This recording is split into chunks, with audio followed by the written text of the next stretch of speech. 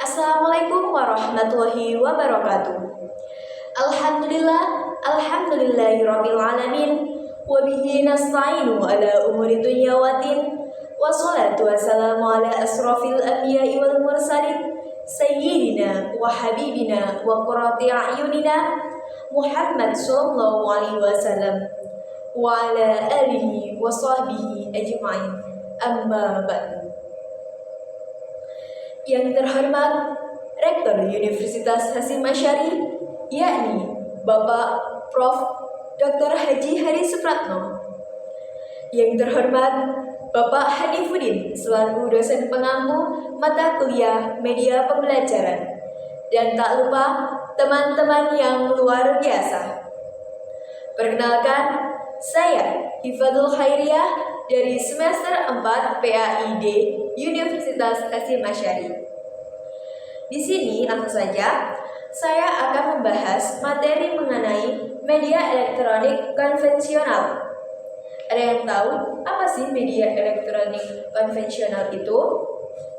Jadi di sini saya akan membahas 4 poin dari materi ini. Yang pertama, membahas mengenai pengertian dari media tersebut.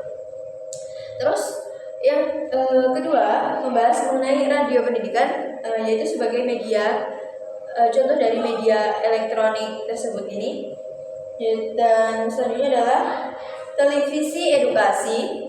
Dan yang terakhir adalah overhead projector. Langsung saja untuk pengertian. Jadi, pengertian media elektronik konvensional itu adalah media yang telah digunakan sejak lama sebelum era digital modern dan masih memiliki peran penting dalam dunia pendidikan. Jadi, media ini itu sudah ada dan sudah digunakan sejak lama, sejak beberapa tahun yang lalu. Tetapi media ini tuh masih berperan penting dalam dunia pendidikan masa sekarang. Dan media elektronik konvensional ini, media ini menggunakan perangkat elektronik yang menyampaikan informasi dan pembelajaran. Terus ada beberapa contoh dari media tersebut, yaitu adalah yang pertama, radio pendidikan. Jadi, radio pendidikan itu adalah siaran radio yang dirancang khusus untuk tujuan pembelajaran. Isinya biasanya berupa pembelajaran, diskusi, wawancara, terus drama pendidikan, dan informasi edukatif lainnya. Untuk ciri-cirinya, biasanya menggunakan suara atau audio tanpa visual. Kalau radio pendidikan itu. Terus biasanya itu disiarkan secara langsung atau live dengan rekaman. Cocok untuk pembelajaran jarak jauh atau di daerah terpencil. Terus untuk kelebihan dan kekurangannya. Kelebihannya, radio pendidikan itu bisa untuk meningkatkan pembelajaran dengan cara pendengaran. Terus bisa diakses di beberapa tempat. Sangat luas sih. Seperti contohnya di daerah terpencil yang sulit sinyal, sulit internet, itu biasanya bisa menggunakan radio pendidikan. Terus untuk kekurangannya itu radio pendidikan tidak bisa memunculkan sebuah gambar atau visual. Jadi hanya bisa didengar saja. Selanjutnya adalah televisi edukasi. Televisi edukasi itu adalah televisi edukasi atau adalah program televisi yang dirancang untuk mendidik baik berupa pelajaran formal maupun non-formal atau konten-konten yang mendidik masyarakat. Dan ciri-cirinya itu menggunakan audio dan visual. Kalau radio kan cuma audio, kalau televisi edukasi itu audio dan visual, gambar dan suara. Dan dapat disajikan secara langsung atau rekaman.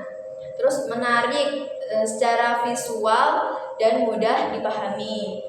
Kelebihannya itu bisa kita dengar dan bisa kita nikmati visualnya, gambarnya. Tetapi biasanya sulit diakses oleh daerah-daerah terpencil yang sulit teknologi. Terus untuk selanjutnya yaitu overhead projector. Apa sih overhead projector itu atau OHP?